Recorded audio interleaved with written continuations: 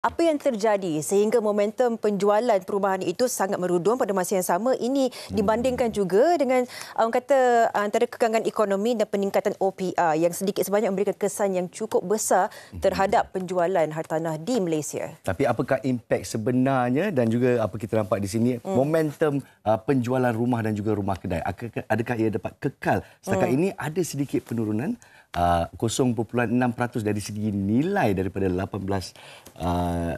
bilion yang kita nampak di sana tadi.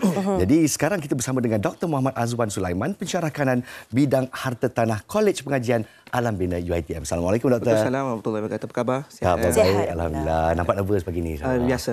Biasa sebab kita cerita tentang overhang ataupun rumah yang tidak terjual ni. Jadi kalau kita tengok laporan pasaran harta separuh pertama, kita nampak ada penurunan sikit, tapi momentum ni adakah ia momentum yang real? Apakah pendapat doktor? Assalamualaikum warahmatullahi wabarakatuh. Terima kasih. Pertamanya segi momentum penurunan rumah overhang ini sebenarnya berlaku disebabkan wujudnya inisiatif-inisiatif kerajaan yang telah dibuat. Contohnya pelaksanaan skim jaminan kredit. Di mana skim jaminan kredit ini membuka ruang kepada orang yang berpendapatan tapi tidak mempunyai bukti pendapatan. Jadi bila adanya skim ini, golongan yang tidak mempunyai pendapatan tetap mampu membeli harta tanah yang baru ini. Sebab kalau sebelum ni kalau kita pergi kepada conventional financial, macam kalau kita pergi bank biasa, dia agak sukarlah sebab dia tak ada bukti pendapatan. Jadi bila ada skim ini, dia memudahkan terutama golongan pekerja gig, golongan pekerja bidang gig seperti buat e-hailing dan sebagainya. So ini satu peluang, satu momentum yang baik dan saya fikir sekiranya inisiatif-inisiatif kerajaan itu berterusan, insya-Allah trend itu akan berterusan. InsyaAllah. Kita melihat sustainability ataupun cara kita meneruskan momentum tersebut di mana ada skim telah pun diwujudkan untuk memudahkan lebih ramai anak-anak muda ataupun golongan ini untuk membeli dan ada akses pembelian rumah. Tetapi hakikatnya ada juga orang kata penurunan kadar rumah tak terbeli dibandingkan dengan rumah yang siap dibina. Masih besar jurangnya. Bagaimana pendapat doktor supaya kita merapatkan jurang ini? Okey, sebenarnya dekat sini kita perlu melihat dari segi bekalan kepada perumahan itu sendiri. Pihak pemaju perlu melihat dari segi demand itu sendiri. Kalau kita lihat projek itu semakin banyak, sedangkan demand di pasaran itu agak ketat lah kita kata. Tapi ialah pemaju itu perlu melihat dari segi keupayaan pasaran dalam supaya di pasaran golongan-golongan ini mampu memilikinya. Kalau tak, kalau kita pasar saja perumahan di pasaran, tapi kuasa pembeli itu agak berkurangan, jadi kita lihat akan berlakulah lambat-lambat ini akan berterusan. Kalau kita fokus kepada jurang yang Sofia ceritakan sebentar tadi kan, apa yang saya perasan daripada laporan ni unit rumah bernilai 300,000 ke bawah mewakili peratusan rumah tidak terjual yang terbesar secara konsisten dari 2018 sehingga 2023. Jadi adakah apa yang menyebabkan ni? Adakah peningkatan OPR kita kerana pasca pandemik atau mungkin dari segi pengangkutan awam atau ketersambungan antara kawasan? Okey, yang pertama sekali kita kena melihat kebanyakan bahawa harga rumah di bawah 300,000 ni ada di skim-skim tertentu. Pada setengah-setengah kerajaan negeri yang mengawal harga tersebut. Golongan di mana yang boleh beli? Contohnya orang yang berpendapatan sekitar 4,000 ke bawah dan sebagainya. Tapi ditambah pula dengan inisiatif ini, saya fikir dia akan boleh merapatkan jurang tersebut. Kemudian dari segi konektiviti tadi yang dah cakap tadi, saya fikir konektiviti itu satu benda yang kerajaan sudah sediakan dan malah pemaju pun akan sediakan. Cuma dari segi stigma pembeli itu sendiri, kadang-kadang dia tak nak pilih, dia punya cita rasa tersendiri sama ada dia ingin memilih. Kadang-kadang orang kata high taste tetapi tidak bersesuaian dengan kadar pendapatan mereka itu sendiri. Saya nak terjah sikit. So kat sini masalah dia kena terjah. Terkenal dengan nak terjah kan. Ini jangan cek makan. Nak terjah lagi satu. Tapi kat sini kita nak tanya harga ke lokasi ke atau konektiviti, mana satu antara unsur-unsur yang paling penting yang mereka orang di luar sana sedang mencari? Konektiviti itu satu. Yang kedua dari segi harga tu kita kena. Itu nombor satu lah kan? Nombor satu lah. Saya fikir harga. Yang paling penting poin adalah mismatching antara pendapatan dengan harga. di mana pendapatan di kalangan masyarakat itu agak tidak bersesuaian untuk beli harga yang ditawarkan di pasaran. Kalau kita lihat kerajaan pun sendiri sekarang nak menyasarkan gaji progresif, itu saya fikir satu idea yang baguslah supaya rakyat di Malaysia ini punya gaji yang bersesuaian untuk mendapatkan harta tanah di pasaran itu sendiri. Dan doktor, kita juga melihat ada juga skim-skim yang di mana ramai tenaga kerja di luar sana yang ialah baru masuk dunia pekerjaan. Mungkin komitmen untuk memiliki rumah tu sangat-sangat besar, tapi mereka memilih untuk menyewa. Adakah terdapat skim-skim yang di luar sana yang menyewa sehingga menjadi seorang pembeli yang diwujudkan supaya rumah-rumah yang terbengkalai ini dapat dikurangkan bilangannya? Ya, ada sesetengah pihak bank menawarkan skim rent to own. Rent to own. Rent to own, yes. Cuma kebanyakan mereka ni tak tahu skim itu wujud atau tidak. Kesukaran itu sendiri kemungkinan dari segi mereka tidak mempunyai dokumen yang lengkap itu berlaku.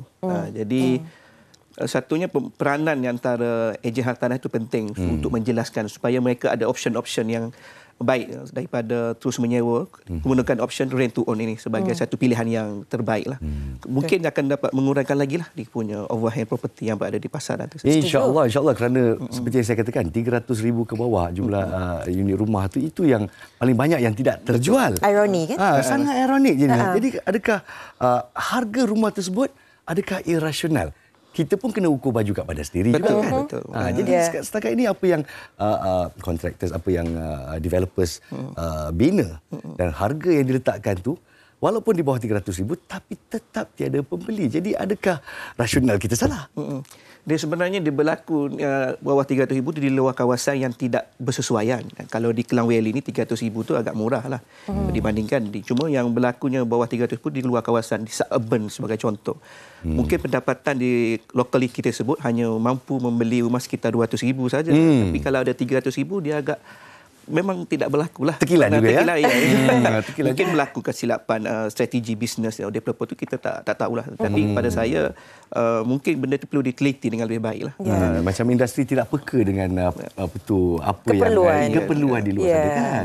Dan menyentuh tentang prestasi kan doktor, kita juga melihat bukan sekadar perumahan tetapi juga lot-lot rumah kedai yang ada banyak tetapi tidak terjual. Adakah ini sedikit sebanyak berkaitan dengan transisi sekarang ini yang di mana ramai penjual-penjual di sana menggunakan platform online atas talian dan sebagainya? Ya, itu satu kesan yang besar lah. Bila mana selepas COVID pandemik itu tempoh hari, banyakkan penjual telah memindahkan perniagaan ini ke dalam talian. Jadi mereka dah tinggalkan secara konvensional ataupun tradisional online itu. Jadi mereka berpendapat sekiranya mereka menyewa tapi mereka akan mengurangkan margin keuntungan mereka. Jadi lebih baik dia orang terus menyambung perniagaan dalam talian. Jadi ini bukan sahaja kepada kedai, malah juga kesan kepada office bila mana kebanyakan majikan pun fleksibel. Work from home dan sebagainya. Jadi itu buat memberi tekanan lah kepada permintaan atau permintaan kepada rumah kedai tersebut. Impak jangka panjang tu kan? Ya, betul. Itulah dia. Jadi kalau kita lihat trend yang ada di sini dengan jualan atas talian, jadi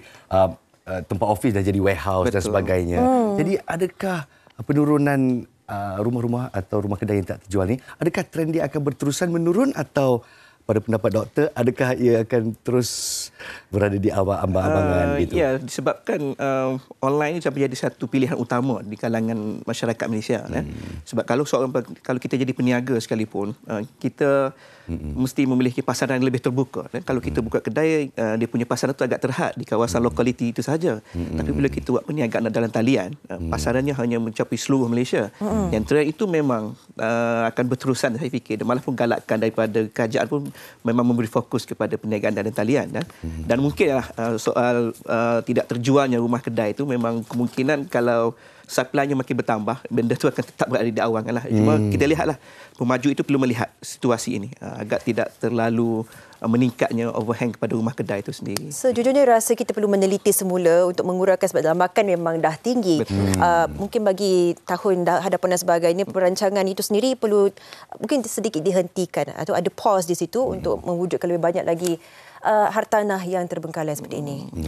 Jadi mungkin nasihat terakhir doktor untuk mereka di luar sana yang asyik mencari rumah, saya bagi 30 saat. Okey, insya-Allah. Ya, jadi dalam pasaran hartanah ini satu pasaran yang baik dan pihak kerajaan pun menawarkan pelbagai inisiatif yang boleh diakses bersamalah seperti pengenalan skim jaminan kredit dan sebagainya, pengecualian duty stamp di bawah harga RM500,000. Tadi kalau kita lihat yang RM300,000 sebenarnya pengecualian stamp, pengecualian duty stamp itu diberikan oleh pihak kerajaan untuk rumah pertama. Jadi kita ambil peluanglah tawaran-tawaran yang diberikan oleh pihak kerajaan ini untuk kita mendapat harta tanah itu sendiri dan juga mengurangkan overhang yang berlaku di dalam pasaran harta tanah di negara kita ini. Itu sebenarnya antara inisiatif yang saya sangat sokong dalam ekonomi madani ni di mana stamp duty dan sebagainya untuk rumah di bawah RM500,000 dihapuskan sama sekali untuk memberikan peluang kepada rakyat Malaysia memiliki properti sendiri atau rumah sendiri, rumah kedai sendiri, insya-Allah. Insya-Allah. Sayang kita terlepas peluang tu, Nas. Tak ada sebab dah ada rumah dah. Dan Sofia pun dah lanjut umurnya juga. Dia bukan muda-muda macam dulu kan. Terima kasih kita ucapkan kepada Dr. Muhammad Azwan Sulaiman, pensyarah kanan bidang harta tanah, Kolej Pengajian Alam Bina UiTM, sudi meluangkan masa memberikan perspektif yang terkini.